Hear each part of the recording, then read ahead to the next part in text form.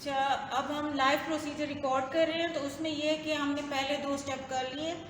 ये हमारे पेशेंट या सब्जेक्ट हैं, तो इनसे पहले मैंने अपना इंट्रोडक्शन करवाया, फिर मैंने इनको प्रॉपरली एक्सप्लेन किया कि प्रोसीजर कैसा है। फिर जो है ना, इन्होंने मुझे अपना कंसेंट दिया कि आप विलिंग हैं ये करने के लिए, ये विलिंग है, अपनी मर्ज़ी से कर रहे हैं। ये एक नॉर्मल हेल्दी सब्जेक्ट है, लेकिन हम इन पे ECG परफॉर्म कर रहे हैं ताकि हमें जो है पूरा प्रोसीजर स्टेप बाय स्टेप पता चल जाए। अब जो है 4th स्टेप था हमारे पास कि एक्सपोज करना, तो हमने इनको प्रॉपरली एक्सपोज किया हुआ है।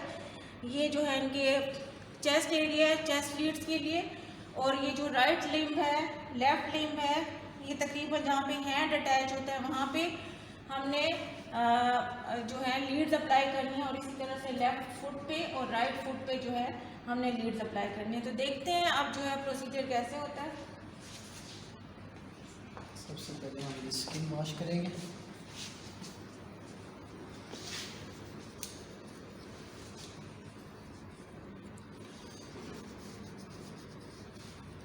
ये स्किन जो है पहले हम नीट कर रहे हैं, क्योंकि अगर स्किन नीट नहीं होगी तो वहाँ पे जो है ECG इलेक्ट्रोड्स अपनी प्रॉपर रिकॉर्डिंग नहीं दे सकेंगे।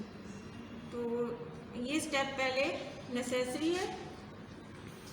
उसके बाद जी हमने जेल अप्लाई करनी है इलेक्ट्रोड्स पे, ठीक है। जो इलेक्ट्रोड्स हम लिम्स पे लगाएंगे, चेस्ट पे लगाएंगे, उन सब इलेक्ट्रोड्स पे हमने जो है वो जेल लगानी है, क्योंकि वो एक मीडियम देगा जिससे इलेक्ट्रिसिटी जो जनरेट हो रही है वो रिकॉर्ड हो सकेगी।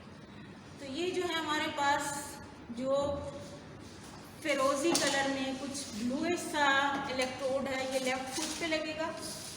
फिर ब्लैक इलेक्ट्रोड जो है, ये जिसको इनडिफरेंट या ज़ीरो इलेक्ट्रोड कहते हैं, ये राइट फुट पे लगेगा।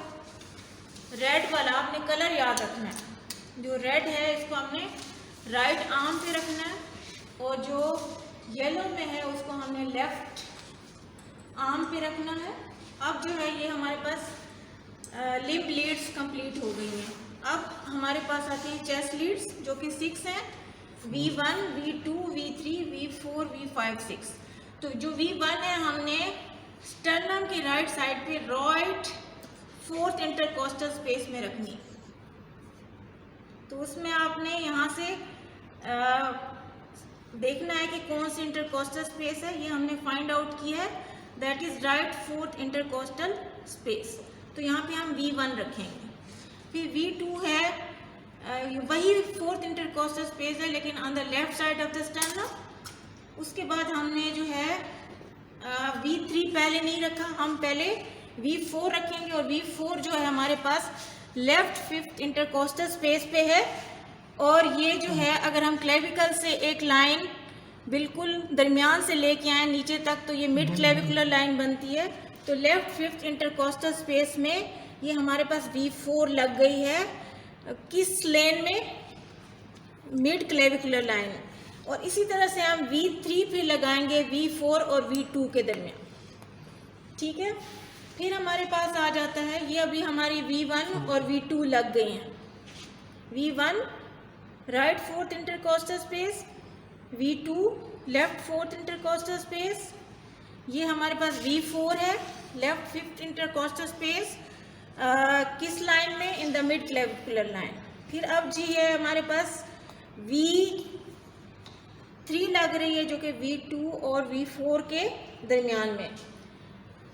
फिर हम चलते हैं किसकी तरफ?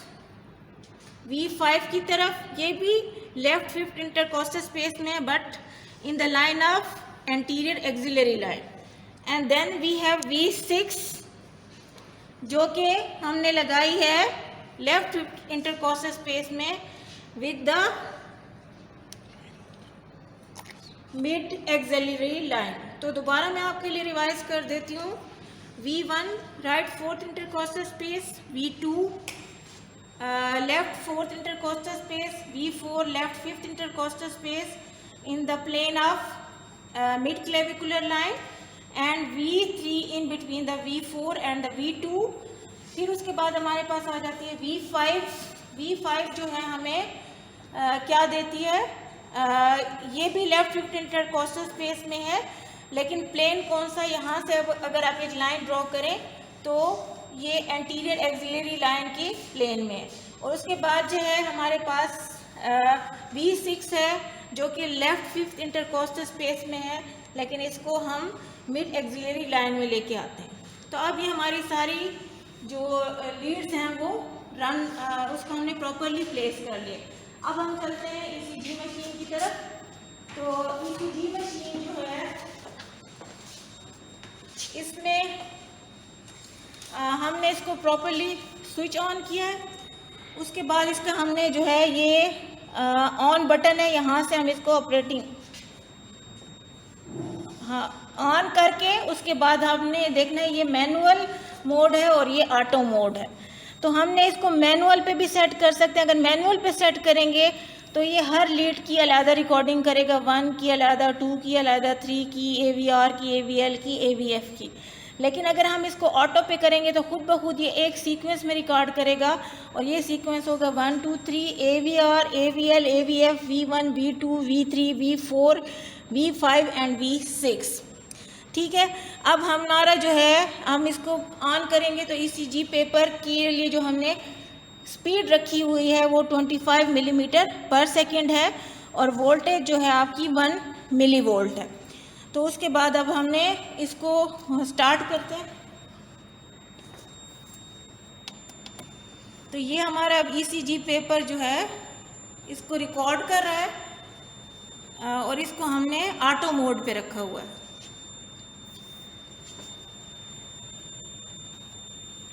तो ये हम जितनी देर चाहें इसको यूज़ कर सकते हैं, लेकिन हमने 5 से 6 स्ट्रिप चाहिए इतनी कि हमारी ये तमाम लीड्स की रिकॉर्डिंग हो जाए। उसके बाद ये कि हम इसको स्टॉप कर सकते हैं।